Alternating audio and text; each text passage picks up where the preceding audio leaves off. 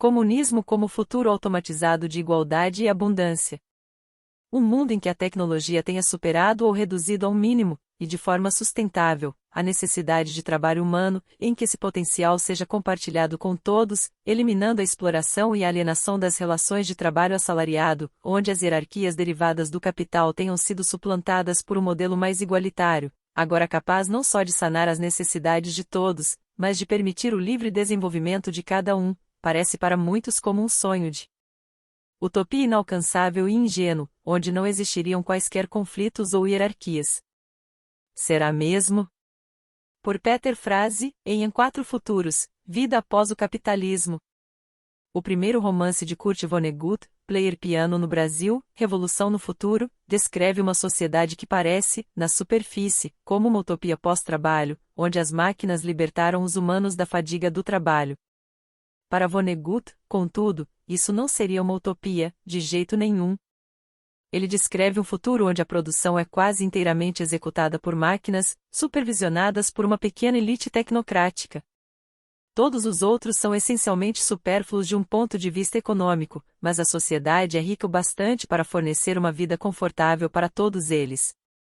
Vonnegut se refere a esta condição como uma segunda infância em um ponto, e ele a vê não como uma conquista, mas como um horror. Para ele, e para os protagonistas do romance, o maior perigo de uma sociedade automatizada é que ela despojaria a vida de todo significado e dignidade. Se a maioria das pessoas não estiver diretamente engajada em produzir para as necessidades da vida, ele parece pensar, elas inevitavelmente cairão em torpor e desespero. De certas maneiras, o romance de 1952 ficou claramente datado. Primeiro, esta era a era do auto-industrialismo tanto no mundo capitalista quanto no comunista, baseado na fábrica gigante e na linha de montagem. E para ser franco, a economia atual ainda depende deste tipo de produção em escala massiva, mais do que muita gente percebe. Mas Vonnegut não considera a possibilidade da produção se tornar menos centralizada e, portanto, menos dependente de uma elite gerencial, sem recair em formas de produção menos eficientes e mais intensivas em mão de obra. Tecnologias como a impressão 3D e, nesse sentido, o computador pessoal, apontam nessa direção. E a noção de que o significado social deve vir do trabalho assalariado produtivo, está profundamente enraizada em noções patriarcais do homem, chefe de família, que sustenta a casa. Há, ao longo do livro, uma constante confusão entre o trabalho que é recompensado com prestígio social, ao ser considerado como um trabalho e remunerado com um salário, e o trabalho que é materialmente necessário no sentido de que reproduz a sociedade e assegura as condições da vida. As mulheres do livro continuam a desempenhar o trabalho emocional e de cuidados, não remunerado, que sempre foi esperado delas, e Vonnegut parece não se importar se isso é importante ou uma fonte de significado para elas. O protagonista do Player Piano é Paul Proteus, um gerente de fábrica bem considerado que se torna um desiludido crítico do sistema. No final do livro, ele ajuda a elaborar um manifesto que clama por retroceder à automação, alegando que os homens, pela sua natureza, aparentemente não podem ser felizes a não ser que se envolvam em iniciativas que os façam se sentir úteis. Mas ao longo de todo o romance, Anita, a esposa de Paulo, esteve envolvida em algo aparentemente útil, que isto é, compensando a inépcia social de Paul e dando suporte à sua autoconfiança. Reagindo ao fracasso de Paul em interpretar corretamente as dicas de um superior em relação a uma nova atribuição no trabalho, Anita argumenta que as mulheres têm percepção de coisas que os homens não têm. Talvez se os homens pudessem aprender tais percepções, eles também poderiam aprender a fornecer formas de trabalho útil que ainda não podem ser automatizados. Mas tais habilidades não são levadas em conta na noção de trabalho produtivo que Vonnegut associa com a plena humanidade, ou pelo menos a plena masculinidade. Isso dá uma indicação do que está realmente acontecendo aqui, e é o que Vonnegut já nos disse: os homens não querem realmente ser úteis, eles simplesmente querem se sentiram úteis. O problema da automação acaba sendo uma crise de sentimentos masculinos. Talvez seja por isso que tantos dos receios de Vonnegut sobre a automação permaneçam ansiedades intratáveis, afligindo tanto nossas conversas econômicas quanto nossa cultura popular. Mesmo quando odiamos nossos empregos, às vezes ainda nos apoiamos neles como fontes de identidade e valor social. Muitos não conseguem imaginar um mundo além do trabalho como qualquer coisa além de um mundo de devassidão e preguiça. O é, A animação de 2008, por exemplo, retrata um mundo onde todos os seres humanos partiram de uma terra em ruínas e vivem vidas de lazer em naves totalmente automatizadas. Mas o simpático protagonista do filme é um robô consciente, deixado para trás na Terra para separar lixo, em outras palavras, um trabalhador. Os humanos, em contraste, são grotescos, paródias obesas e entorpecidas do consumismo. Para imaginar um mundo totalmente pós-escassez como uma utopia, então, é necessário imaginar as fontes de significado e propósito em um mundo onde não fossemos definidos por nosso trabalho remunerado. Primeiro, porém, vamos examinar como uma tal sociedade comunista se encaixa em nossos eixos de hierarquia versus igualdade, escassez versus abundância. Cozinhas do futuro. Embora seja mais conhecido como o autor do Manifesto Comunista, Karl Marx era relutante em dizer muito sobre o conteúdo de uma sociedade comunista. Às vezes, ele falava do período de transição socialista em que os trabalhadores assumiriam e administrariam o maquinário de produção existente, mas isso não era o que ele imaginava como seu objetivo político final. Esse objetivo era o comunismo, algo que transcenderia trabalho e lazer, algo que iria muito além do mundo de trabalho como o entendemos. Mas dizer muito sobre como uma sociedade comunista poderia enfim se parecer, ele pensava, seria um exercício tolo, algo como escrever receitas para as cozinhas do futuro. A história é feita pelos movimentos das massas, ele acreditava, não por teóricos em suas poltronas. Há momentos, entretanto, nos quais Marx se permite especular em termos mais gerais. No terceiro volume de Capital, ele distingue entre um reino da necessidade e um reino da liberdade. No reino da necessidade, devemos lutar com a natureza para satisfazer nossos desejos, para manter e reproduzir nossa vida por meio de trabalho físico na produção. Esse reino de necessidade, diz Marx, existe em todas as formações sociais e sob todos os possíveis modos de produção, presumivelmente incluindo o socialismo. O que distingue o socialismo do capitalismo, então, é que a produção é planejada racionalmente e organizada democraticamente, ao invés de executada aos caprichos do capitalista ou do mercado.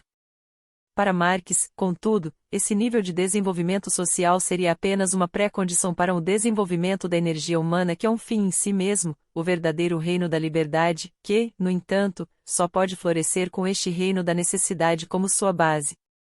A razão por que esta breve passagem é importante é que ela fornece uma abordagem totalmente diferente da política pós-capitalista do que aquela que foi ensinada a muitos de nós.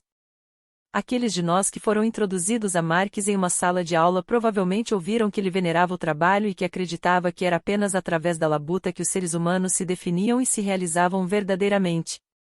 E em alguns lugares ele diz algo como isto, embora geralmente pareça se referir ao valor da autoatividade intencional em geral, ao invés do fenômeno mais estreito de fazer algo para alguém em troca de um salário. Mas na passagem acima, Marx está dizendo algo diferente: o trabalho tem sido, ao longo da história humana, uma infeliz necessidade. É importante manter as luzes acesas, e às vezes isso requer trabalho, mas manter as luzes acesas não é o que nos faz humanos. É apenas uma necessidade que podemos e devemos transcender se quisermos ser verdadeiramente livres.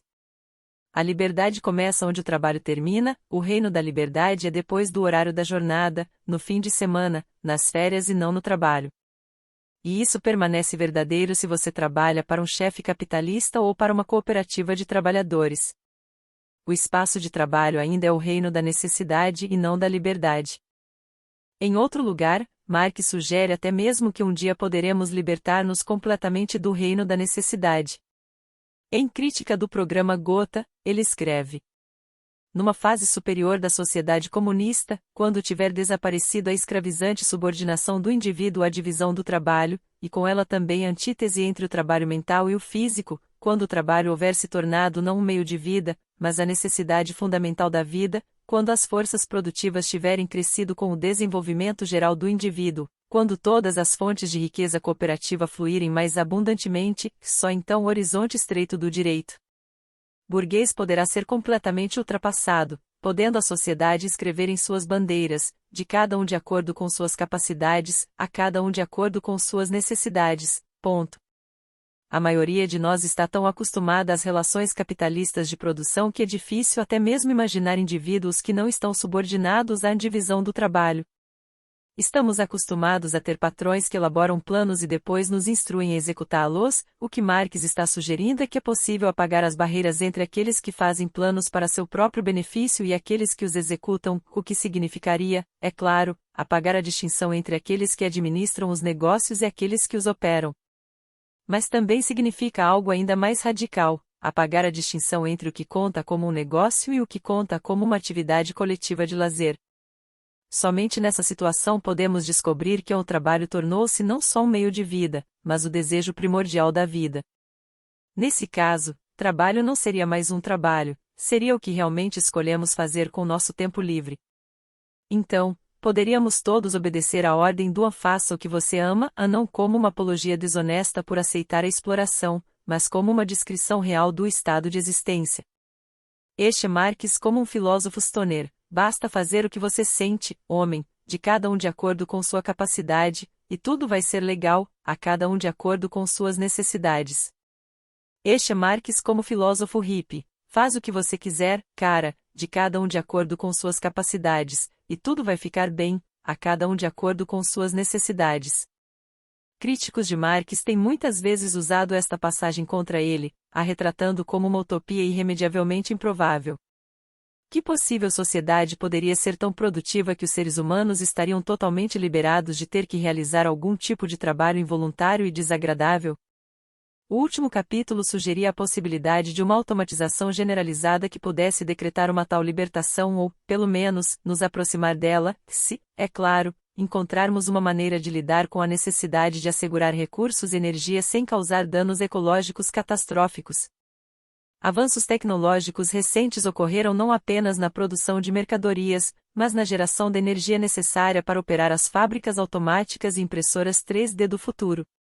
Assim, um possível futuro pós-escassez combina a tecnologia de economia de mão de obra com uma alternativa ao atual regime energético, que está, em última instância, limitado tanto pela escassez física quanto pela destruição ecológica dos combustíveis fósseis.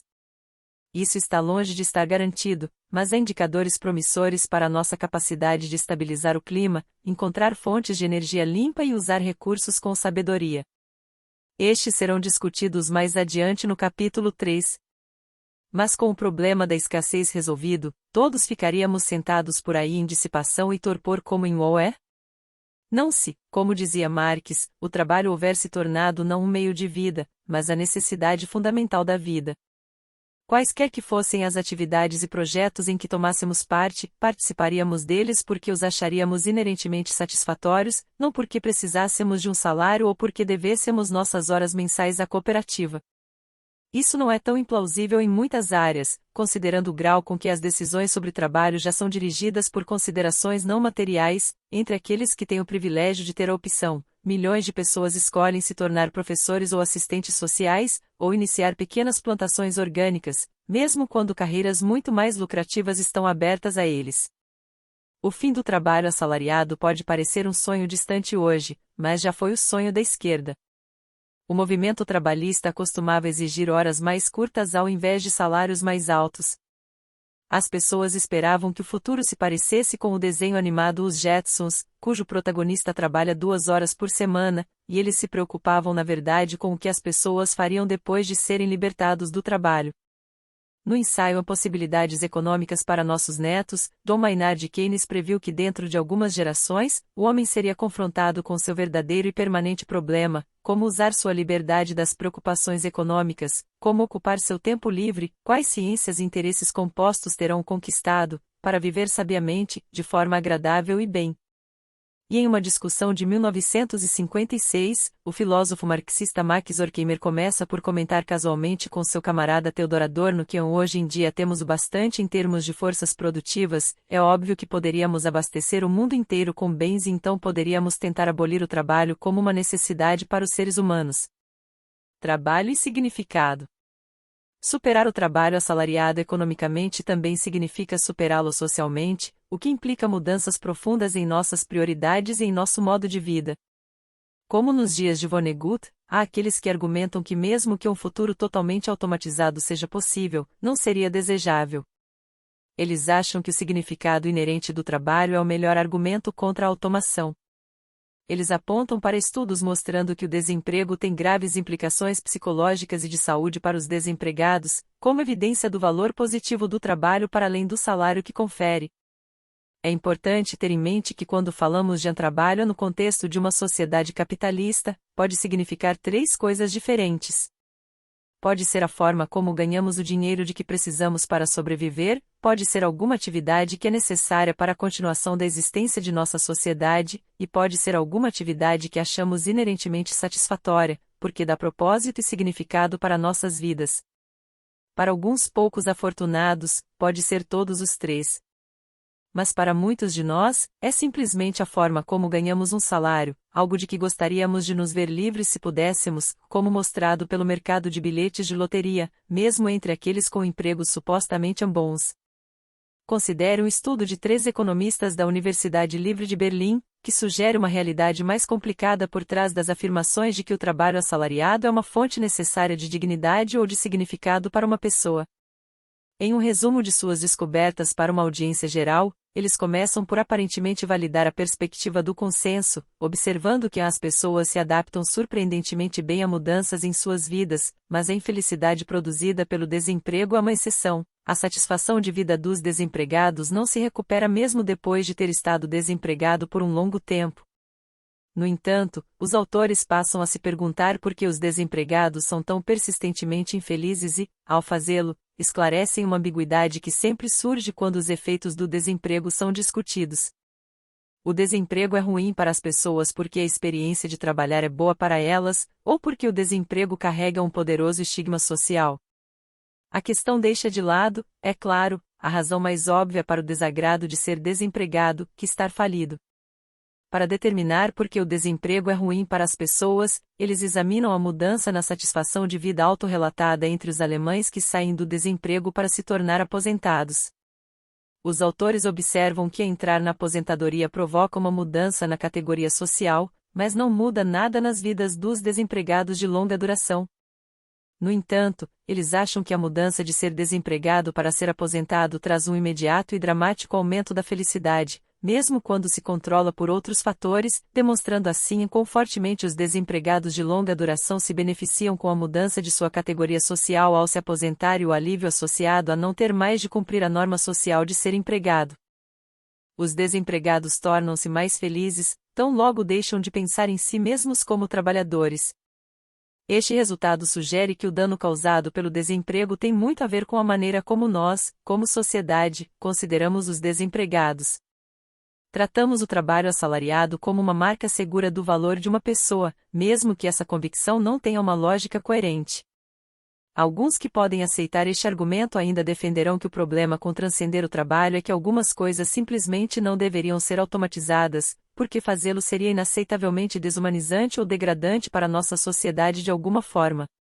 É uma coisa, em outras palavras, automatizar uma fábrica têxtil, mas a perspectiva de enfermeiras robô e computadores de diagnóstico substituindo empregos de saúde enche muitas pessoas de horror. Reagindo à possibilidade de robôs fornecerem cuidados aos idosos, a socióloga Zeynep Tufekci considera o processo desumano. Mas acaba que é principalmente a adoção de máquinas sob condições de capitalismo que ela contesta, o medo de que essa automação só produzirá desemprego e miséria. Escrevi este livro para argumentar que outro caminho é possível. Ela, entretanto, levanta um ponto importante. O trabalho de cuidados como a enfermagem é predominantemente realizado por mulheres e, não coincidentemente, subvalorizado e mal pago. Portanto, talvez o perigo seja menos que tal trabalho seja automatizado, mas que não seja, e que uma mão de obra feminina mal remunerada será tudo o que restará do trabalho assalariado. Algumas partes da prestação de cuidados, a mudança de panos de cama e similares, são o tipo de trabalho desagradável que parece ideal para automação. Mas muitas pessoas idosas dependem de uma enfermeira para a conexão emocional, tanto quanto para a manutenção física. Ainda assim, mesmo alguns dos aspectos mais emocionalmente complexos do cuidado não são imunes à substituição, se as pessoas retiram conforto emocional de animais não sencientes, por que não de robôs? Muitas vezes, o que os humanos querem é simplesmente estar em torno de outros seres que possamos nutrir e que possam nos amar, seres que retornem nossa afeição de uma maneira realista, mesmo se eles não são sencientes na forma como os humanos são. Aqueles sem companheiros humanos, portanto, muitas vezes satisfazem este desejo através de suas relações com seu gato ou cão. Mas por que essa conexão tem que vir de um servo humano? Para aqueles de nós que não cresceram em torno de animais, não é imediatamente óbvio qual é a diferença entre um cão fofo e um robô fofo. E, da mesma forma, uma enfermeira robô poderia ser mais reconfortante do que um humano com sobrecarga de trabalho e exasperado. Não surpreendentemente, esta abordagem já está sendo desenvolvida no Japão, uma sociedade envelhecida com profunda experiência em tecnologias de fofura e robótica. Entretanto, a crítica de Tufekci também toca em algo mais profundo, que vai além das questões de trabalho e automação. Isto é o que Tufekci chama de um trabalho emocional profundo, cuidando uns dos outros. Cuidar uns dos outros, superar nosso isolamento e solidão, é a essência do ser humano. Mas é o que queremos, um mundo onde todos nós somos pagos por essa atividade? Ou onde estejamos livres da necessidade de trabalhar por salários para que possamos explorar o que significa cuidar de nós mesmos e uns dos outros? Minhas simpatias estão com a segunda possibilidade e com as novas possibilidades e problemas que podem se desenvolver em tal mundo. O que acontece se a produção requer muito pouco trabalho humano ou nenhum? Para ver como essa sociedade poderia se parecer, considere uma das mais conhecidas utopias de ficção científica da cultura popular estadunidense, Star Trek. A economia e a sociedade desse programa baseiam-se em dois elementos técnicos fundamentais. Uma é a tecnologia do replicador, que é capaz de materializar qualquer objeto do nada, com apenas o pressionar de um botão. O outro é uma fonte de energia vagamente descrita, aparentemente infinita, ou quase infinita, que alimenta os replicadores, bem como tudo mais no programa. Os programas de televisão e filmes de Star Trek são, em um nível, simplesmente histórias de aventura, óperas espaciais em que nossos heróis vagam em torno da galáxia em uma metáfora de exploração naval. Mas abaixo dessa fachada, a sociedade futura em que vivem os personagens do programa está além da escassez. Poderíamos, de fato, chamá-la de uma sociedade comunista, no sentido em que Marx usou o termo, um mundo dirigido segundo o princípio de cada um de acordo com suas capacidades, a cada um de acordo com suas necessidades. O programa, especialmente em sua segunda encarnação como Star Trek, The Next Generation, periodicamente se refere a este fato e faz piadas com nosso modesto mundo presente de dinheiro e mercadorias. Em um episódio, o capitão Jean-Luc Picard encontra um homem do século XX, que esteve em animação suspensa por 400 anos. Picard precisa explicar pacientemente a este desconcertado recém-chegado que sua sociedade eliminou a fome, a carência e a necessidade de posses. E uma das espécies alienígenas do show, os Ferengi, são alvo perpétuo de piadas por seu apego bárbaro ao capitalismo e à acumulação material. A natureza comunista do universo de Star Trek é muitas vezes obscurecida porque os filmes e programas de TV estão centrados na hierarquia militar da Starfleet, que explora a galáxia e entra em conflito com raças alienígenas. Mas mesmo essa parece ser em grande parte uma hierarquia voluntariamente escolhida, atraindo aqueles que buscam uma vida de aventura e exploração, na medida em que temos vislumbres da vida civil, ela parece não ser perturbada por hierarquia ou compulsão. E, na medida em que o programa se afasta da utopia comunista, é porque seus escritores introduzem ameaças externas de raças alienígenas hostis ou recursos escassos para produzir tensão dramática suficiente. O resto do tempo, o conflito do programa gira em torno da busca por viver sabiamente, de forma agradável e bem. Há muitos desses conflitos para imaginar, como veremos. É esta a minha bela vida? Antes de falar mais sobre quais podem ser os conflitos e categorias importantes de uma sociedade comunista, uma palavra sobre como podemos chegar lá. A hostilidade à automação está difundida, mesmo entre aqueles que são atraídos pelo seu potencial, porque eles não veem como alcançar esse potencial sem deixar a maioria das pessoas para trás. Ou seja, se pudéssemos passar de sermos trabalhadores assalariados para termos uma produção automatizada tomando conta de tudo, isso seria maravilhoso, mas parece mais provável que acabaremos simplesmente desempregados e desamparados, sujeitados àqueles que possuírem as máquinas. Compartilho a versão de Marx a receitas para as cozinhas do futuro, por isso não vou tentar algum tipo de relato programático da transição para o comunismo. Vou apenas sugerir alguns princípios básicos. Não devemos assumir que o fim do capitalismo necessariamente envolva algum grande movimento revolucionário que meramente aguarde seu tempo e construa força, antes de tomar o Estado e os meios de produção de um só golpe, o modelo dos revolucionários bolcheviques e outros revolucionários insurrecionistas. Isso não quer dizer, no entanto, que algum tipo de ruptura dramática não será necessária. Em última instância, seria ingênuo pensar que os detentores da riqueza e do poder o abandonariam voluntariamente. Mas uma vez que estamos muito longe de sermos capazes de forçar um tal acerto de contas, podemos pensar, nesse meio tempo, sobre estratégias que construam a alternativa ao capitalismo antes dele ser derrubado por completo. Isso significa dar às pessoas a capacidade de sobreviver e de agir independentemente do trabalho assalariado capitalista no aqui e agora, enquanto que ao mesmo tempo facilitar sua capacidade de se reunir e se organizar politicamente. O estado de bem-estar social-democrata é muitas vezes considerado como a antítese do projeto revolucionário.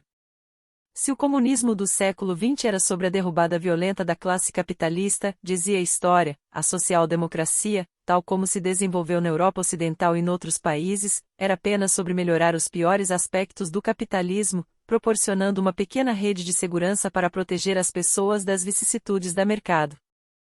Mas embora possa ser isso, o estado de bem-estar tem uma aresta mais radical também.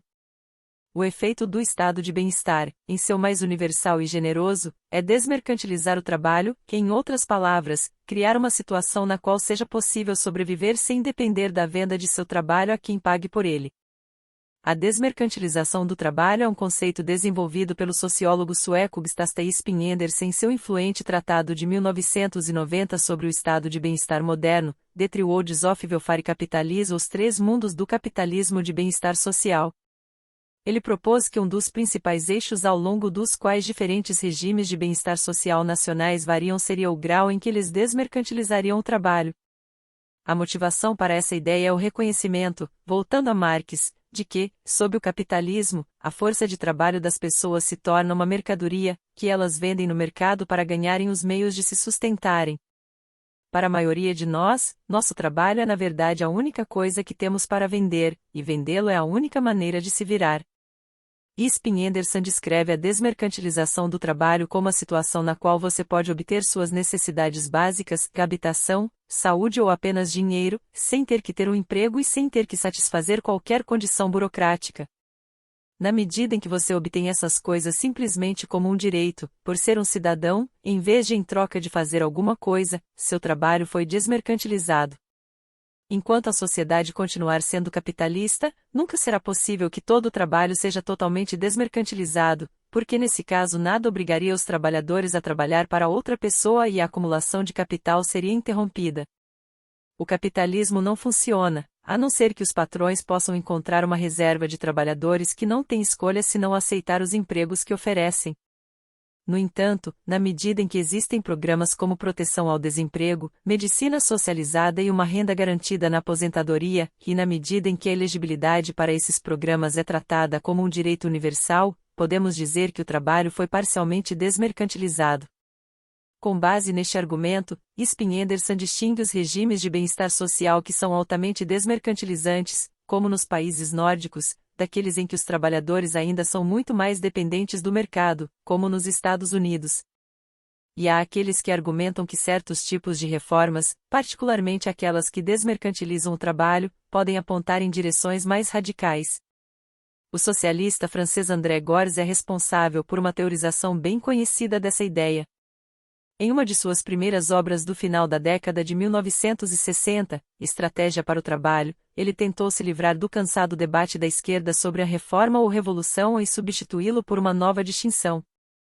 Os socialistas discutiam infinitamente, como fazem até hoje, sobre se era possível usar os mecanismos de eleições e reformas políticas para superar o capitalismo, ou se apenas uma tomada violenta do poder o faria.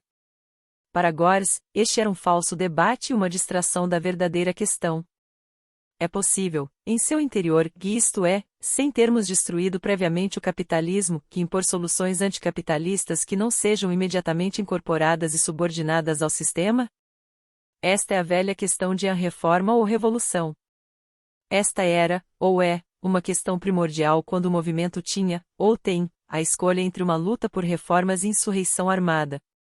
Tal não é mais o caso na Europa Ocidental, aqui não há mais uma alternativa.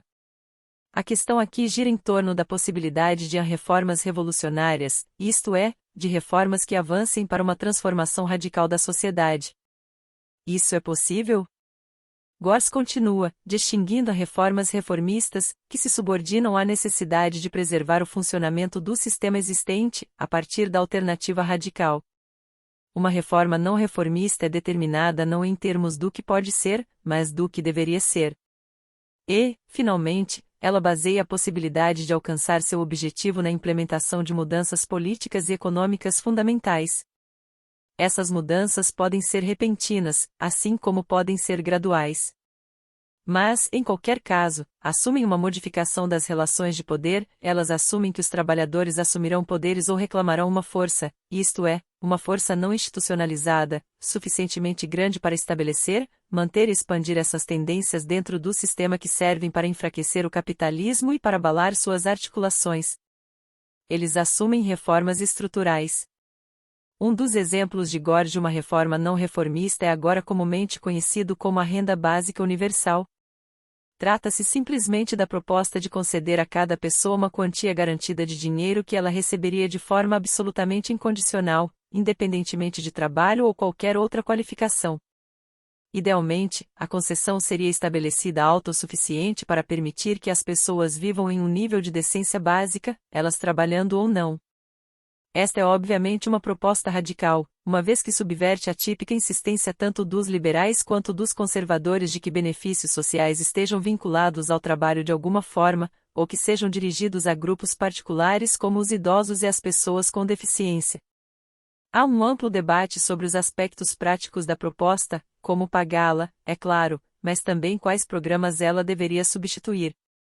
Substituir o seguro-desemprego ou cheques de bem-estar é uma coisa, mas substituir a cobertura de saúde com um pagamento fixo é mais problemático, porque pessoas diferentes têm necessidades extremamente diferentes de serviços de saúde. Mas aqui estou mais preocupado com especulação utópica sobre os possíveis efeitos sociais de uma renda básica universal. Uma crítica à renda básica é que ela não seria sistematicamente viável no longo prazo, pois as pessoas, cada vez mais, abandonariam o trabalho remunerado e minariam a base tributária que financiaria a renda básica, em primeiro lugar. Mas, de outro ponto de vista, essa perspectiva é precisamente o que torna a renda básica uma reforma não reformista. Assim, pode-se esboçar um tipo de utopismo mais programático que use a renda básica como seu ponto de partida. Um gesto nessa direção é o ensaio de Robert van der Veen e Philippe Van Parijs de 1986, A Capitalist Road to Comunismo, uma estrada capitalista para o comunismo. O ensaio parte da proposição de que o objetivo final do marxismo não é o socialismo, mas sim uma sociedade comunista que abole tanto a exploração, isto é, as pessoas recebendo menos do que o verdadeiro valor do seu trabalho, como a alienação, muito próximo do reino de liberdade discutido acima. As atividades produtivas não precisam mais ser impulsionadas por recompensas externas. Suponhamos, dizem eles, que seja possível proporcionar a todos uma quantia universal suficiente para cobrir suas necessidades fundamentais sem que isso envolva a economia em uma espiral descendente. Como a economia evoluiria uma vez que tal concessão universal fosse introduzida? Sua resposta é que a renda básica iria torcer um impulso capitalista para aumentar a produtividade. O direito a um subsídio universal substancial simultaneamente elevaria os salários para trabalhos desinteressantes e que não são inerentemente recompensadores, e que agora ninguém seria forçado a aceitar para sobreviver, e reduziria o salário médio para trabalhos atrativos e intrinsecamente gratificantes, porque as necessidades fundamentais já estariam cobertas, de qualquer forma. As pessoas agora poderiam aceitar um trabalho de alta qualidade que pagasse muito abaixo do nível da renda garantida. Consequentemente, muito mais do que anteriormente, a lógica capitalista do lucro promoveria a inovação técnica e a mudança organizacional que melhorariam a qualidade do trabalho e, assim, reduziriam o trabalho pesado exigido por unidade de produto. Se você extrapolar para frente essa tendência, atingirá uma situação onde todo o trabalho assalariado seria gradualmente eliminado. O trabalho indesejável seria totalmente automatizado, uma vez que os empregadores sentiriam uma pressão crescente para automatizar, porque a mão de obra já não seria barata demais. O raciocínio aqui é que, Como discuti no último capítulo, uma das coisas atrasando a automação total da economia não é que estejam faltando soluções técnicas, mas sim que os salários estão tão baixos que está mais barato contratar seres humanos do que comprar máquinas. Mas com acesso a uma renda básica, os trabalhadores estarão menos dispostos a aceitar empregos desagradáveis e mal remunerados, e os empregadores terão incentivos para encontrar formas de automatizar esses empregos. Enquanto isso, o salário para trabalhos desejáveis eventualmente cairia até zero, porque as pessoas estariam dispostas a fazê-los gratuitamente e seriam capazes disso porque uma renda básica supriria suas necessidades essenciais. Como Gors coloca em uma obra posterior, Critique of Economic Reason ou Crítica da Razão Econômica, certas atividades poderiam ser parcialmente repatriadas na esfera de atividades autônomas, reduzindo a demanda pelo fornecimento dessas coisas como serviços externos, sejam eles públicos ou comerciais. A trajetória de longo prazo, portanto, é uma em que as pessoas passam a depender cada vez menos da renda básica, porque as coisas que elas querem e de que necessitam não precisam ser compradas por dinheiro. Algumas coisas poderiam ser produzidas de forma livre e automática, conforme a impressão 3D e as tecnologias de cópia digital evoluíssem para algo parecido com o replicador de Star Trek. Outras coisas se tornariam o produto de atividade cooperativa voluntária ao invés de trabalho assalariado. Assim, resulta que a base tributária da renda básica seria minada, mas, ao invés disso criar uma crise insolúvel, como nas mãos dos críticos da renda básica, o definhamento da economia monetária, e de sua base tributária correspondente, se torna o caminho para a utopia. Considere, por exemplo, uma renda básica ligada ao tamanho do PIB. Estamos acostumados a um mundo capitalista em que o aumento da prosperidade material corresponde a um aumento do PIB, o valor medido da atividade econômica em dinheiro. Mas, à medida que o trabalho assalariado passasse a ser substituído pela automação ou pela atividade voluntária, o PIB começaria a cair e a renda básica cairia com ele. Isso não levaria a padrões de vida mais baixos, porque a queda do PIB aqui também denota um declínio no custo de vida. Assim como o Estado socialista definha em certas versões do marxismo tradicional, a renda básica definha. Como afirmam Van der Weyden e Van Parijs, as sociedades capitalistas avançarão suavemente em direção ao comunismo pleno. Que sem hierarquias de status desabrochem. Tendo definido os parâmetros técnicos e escrito um pouco da história de fundo, podemos imaginar que vivemos em uma sociedade comunista. Então agora voltamos à questão mais humana. Em uma sociedade comunista, o que fazemos o dia todo? O tipo de comunismo que descrevi é às vezes erroneamente interpretado, tanto por seus críticos como por seus adeptos, como uma sociedade na qual hierarquia e conflito estão totalmente ausentes. Mas, em vez de ver a abolição da relação capital-salário como uma solução única para todos os problemas sociais possíveis, talvez seja melhor pensar nela nos termos usados pelo cientista político Corey Robin, como uma maneira de converter a miséria histérica em infelicidade comum. Pois certamente não é o caso de que todas as hierarquias e conflitos, mesmo agora, possam ser reduzidos à lógica do capital. Ao mesmo tempo, enquanto a maioria das pessoas depende do trabalho assalariado, também é impossível separar completamente qualquer conflito daquele fundamental. Em vez de pensar na relação do capital como a raiz da qual toda opressão e conflito cresce, talvez uma metáfora melhor seria que o conflito entre capital e trabalho dá forma a outras relações sociais da maneira como um campo magnético influencia os objetos ao seu redor. Em uma lição comum sobre forças eletromagnéticas, os alunos recebem um exercício no qual um ímã de barra é colocado sobre uma mesa rodeada de limalhas de ferro espalhadas. O campo invisível em torno do ímã irá colocar as limalhas em alinhamento com ele, até que a forma de arredemoinho em explosão do campo torne-se visível. A relação do capital é uma espécie de ímã social, com o capital em um extremo e o trabalho em outro, que tende a alinhar todas as outras hierarquias sociais com a hierarquia mestre baseada no dinheiro. Daí que a hierarquia da habilidade atlética seja traduzida em uma hierarquia de pagamento para competir profissionalmente. No entanto, o magnetismo do capital não é tão forte que possa alinhar perfeitamente todos os sistemas. A fama, por exemplo, pode, em geral, ser traduzível em dinheiro, como quando Kim Kardashian lança um jogo de smartphones que se torna extremamente bem-sucedido, mas a conversão não é exata ou uniforme. E embora o dinheiro também possa comprar fama, nem sempre é do tipo pretendido, como a adolescente Rebecca Black descobriu quando sua mãe pagou $4.000 por um vídeo musical tão vergonhoso e terrível que se tornou uma sensação de mídia viral. As questões mais interessantes sobre a sociedade comunista dizem respeito à operação de competições de status de vários tipos, depois que a força organizadora da relação do capital tiver sido removida. E mais uma vez, a ficção é útil para ilustrar. Desta vez, porém, não é necessário conjurar naves espaciais e alienígenas, a fim de imaginar as tribulações de um futuro comunista. O romance de Cory Doctorow, The Way Out in the Magic Kingdom no Brasil, O Fundo do Poço no Reino Encantado, lançado em 2003, imagina um mundo pós-escassez que se passa em uma extrapolação reconhecível dos Estados Unidos dos dias de hoje. Assim como em Star Trek, a escassez material foi suplantada neste mundo, que funciona de acordo com o princípio da adeocracia, uma espécie de anarquismo em que a sociedade é operada por grupos que se formam e se dispersam sem estarem sujeitos a qualquer hierarquia abrangente. Mas Doctorow compreende que dentro das sociedades humanas, certos bens imateriais serão sempre inerentemente escassos: reputação, respeito, estima entre os colegas. Assim, o livro gira em torno de tentativas de vários personagens de acumular Wufii, que são pontos virtuais que representam a afeição que você acumulou de outros. Pense em uma forma generalizada de curtidas no Facebook ou de retweets no Twitter. As pessoas no livro acreditam que, como personagem principal dizem um ponto. Wufii recapturou a verdadeira essência do dinheiro. Nos velhos tempos, se você estivesse falido mas fosse respeitado, não morreria de fome, pelo contrário, se fosse rico e odiado, nenhuma soma poderia te comprar segurança e paz. Medindo o que o dinheiro realmente representava, o seu capital pessoal com seus amigos e vizinhos, você avaliava com mais precisão o seu sucesso. É claro que essa descrição dos velhos tempos não é um retrato realmente muito preciso do modo como a sociedade capitalista funciona, como demonstrado pela piada sobre a jornalista que aceita tarefas de graça de editores que lhe prometem maior atenção e prestígio. Ela morreu de exposição.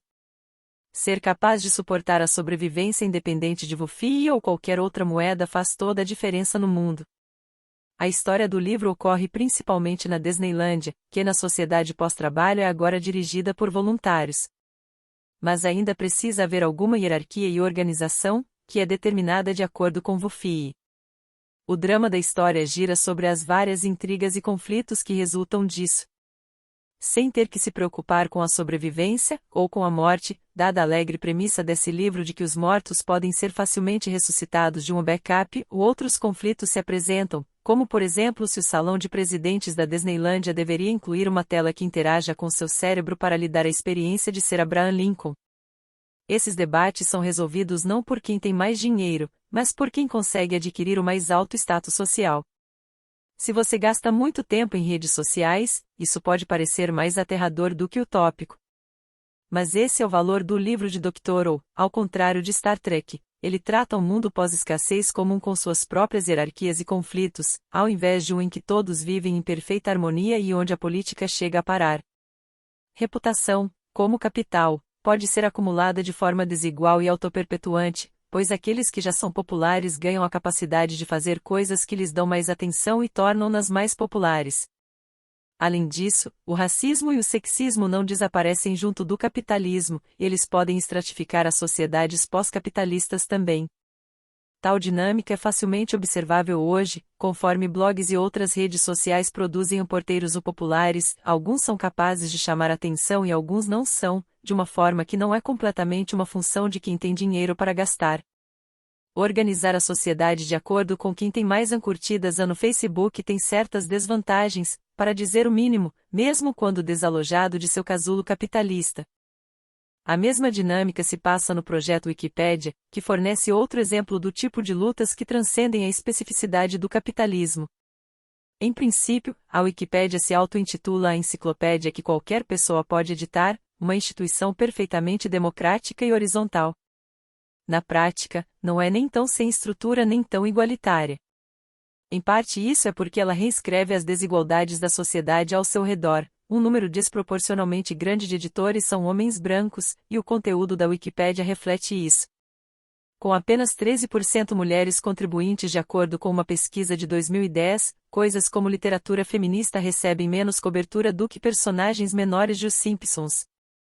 Assim, acabar com o capitalismo, e até mesmo acabar com o patriarcado e o racismo, não vai acabar com a possibilidade de conflitos. Diferenças de opinião, conflitos de interesses e choques de personalidade existirão em qualquer mundo concebível. E enquanto a Wikipédia não é organizada como uma enciclopédia tradicional ou um negócio capitalista, ainda tem uma hierarquia. Possui uma burocracia complexa de administradores, editores e moderadores, com poderes variados para ignorar procedimentos de exibição, bloquear usuários, excluir artigos, mover arquivos e outras funções do site. Tais estruturas foram desenvolvidas para proteger contra o vandalismo e as tentativas maliciosas de difamar os outros ou reescrever a história por aqueles com uma motivação egoísta. Mas elas também tiveram o efeito de desencorajar novos editores, impedindo a Wikipédia de expandir ou diversificar sua base de editores. Um estudo na revista American Behavioral Scientist descobriu que o número de editores da Wikipédia caiu de 50.000 em 2006 para 35.000 em 2011.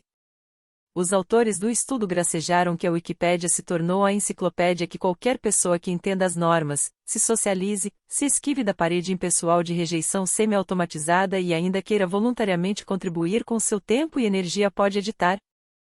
Bitcoin, Doges e Wufii. Um leitor contemporâneo do livro de Dr. ou pode achar que o conceito de Wufii ressoa mais do que costumava, por causa da renovada notoriedade das moedas não estatais inventadas, que em particular, a criptomoeda distribuída Bitcoin. Como um sistema de contabilidade que mantém um sistema de pontos artificialmente escassos que, no entanto, não está vinculado ao sistema bancário e monetário tradicional, é de algum interesse econômico limitado.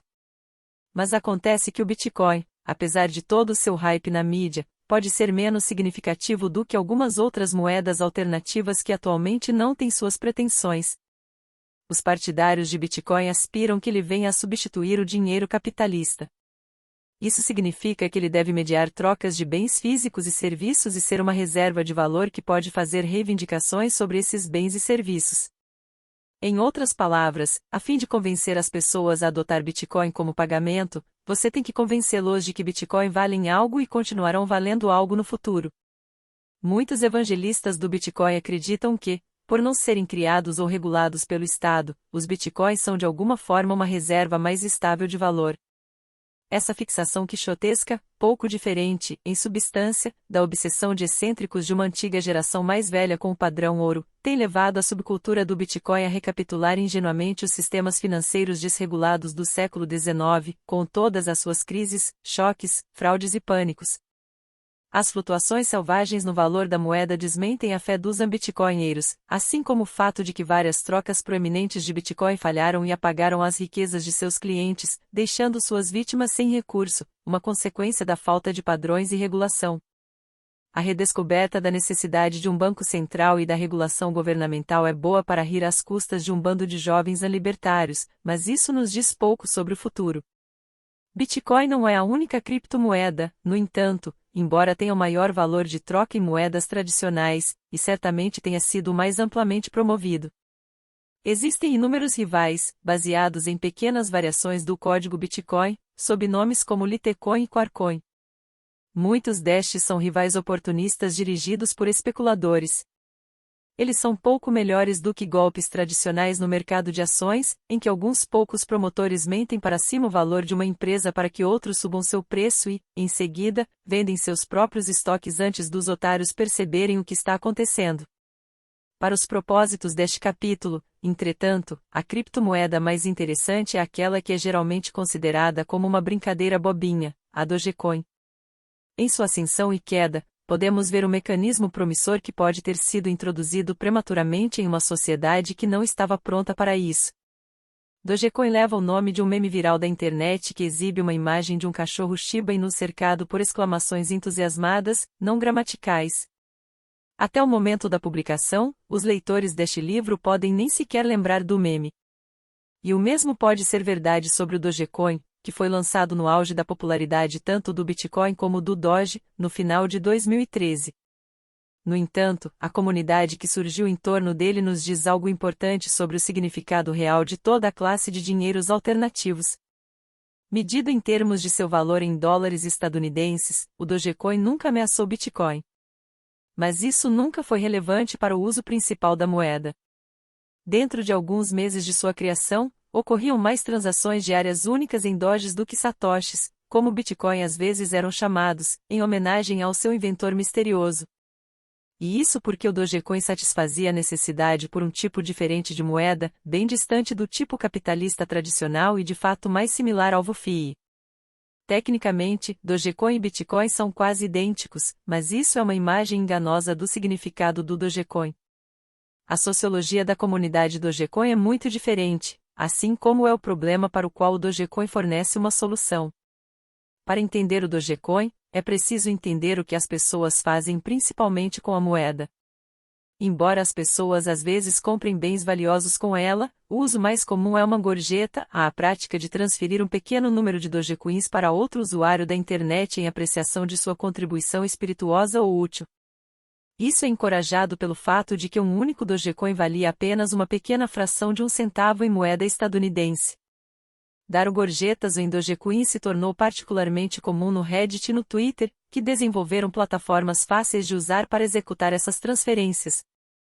Nisso, a gorjeta em Dogecoin amplia a prática de votar positivamente no Reddit ou retweetar no Twitter, exceto que isso converte essas práticas em uma moeda comum, uma forma de status que é portável de site para site. Ao invés de tentar replicar moedas tradicionais, o Dogecoin é uma forma de estabelecer pontes de karma reputacional entre muitos domínios separados. Durante a enxurrada inicial de interesse, grande parte da atenção da mídia viu o Dogecoin através do prisma do Bitcoin. Havia uma ênfase em seu papel como um ativo especulativo e uma reserva de valor monetário offline e muitas preocupações sobre se ele seria capaz de manter o seu valor de câmbio em termos de moeda tradicional. E, em última análise, isso pode ter sido a sua morte. Neste momento, a comunidade Dogecoin está em crise, em grande parte por causa da influência hegemônica de um único grande investidor tentando transformá-lo em um veículo especulativo do tipo Bitcoin que possa ser convertido em dinheiro tradicional. Em suma, a lição do Dogecoin, e do mundo das culturas e hierarquias da internet que ele representa, é uma lição sobre a complexidade de qualquer utopia. Tirar o dinheiro e a escassez como código mestre que organiza nossas vidas não as tornaria simples ou chatas, porque os seres humanos são complexos demais para isso. Na verdade, torna a vida inimaginavelmente mais complicada. Mas penso que isso deveria, ainda assim, ser considerado como uma utopia, especialmente em comparação com o que será descrito no próximo capítulo. Isso tudo pode parecer uma tipo decepcionante de utopia, buscar VuFis desesperadamente e batalhar com burocracias wiki. O próprio Dr. O disse que VuFi andaria uma moeda terrível e que o mundo que ele criou é realmente muito sombrio, precisamente por causa da maneira como economias de reputação podem começar a replicar a natureza magnética da hierarquia mestre das moedas capitalistas. Mas eu ainda argumentaria que a sociedade comunista que esbocei aqui, embora imperfeita, é pelo menos uma em que o conflito não se baseia mais na oposição entre trabalhadores assalariados e capitalistas ou em lutas por recursos escassos. É um mundo em que nem tudo se resume em dinheiro, em última análise. Uma sociedade comunista certamente teria hierarquias de status, assim como a capitalista e todas as sociedades. Mas no capitalismo, todas as hierarquias de status tendem a estar alinhadas, embora imperfeitamente, com a hierarquia mestra do capital e do dinheiro. O ideal de uma sociedade de pós-escassez é que os vários tipos de estima sejam independentes, de modo que a estima em que alguém é mantido como músico seja independente do respeito que se alcança como ativista político, e não se possa usar um tipo de status para comprar outro.